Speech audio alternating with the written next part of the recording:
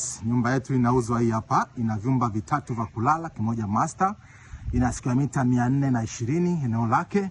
Iko Bunju, unaweza ukatembea au ukapanda bodaboda shilingi 1000. Kule ni pambe kabisa. Hii fence ya michongoma ndio mpaka. Kuna kisima cha maji ambao hayakauki.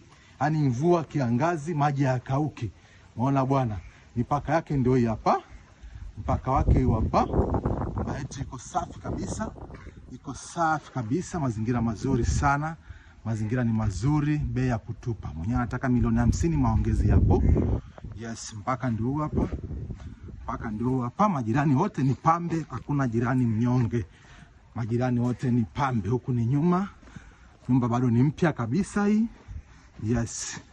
Hii ni karo la majitaka. Yes, muona nyumba ilivyo. Na repea kidogo tu unahamia. Kidogo sana unahamia. Barabara ya mtai hapa. Duka lile pale, apartment za wapangaji hizi. Unaona bwana.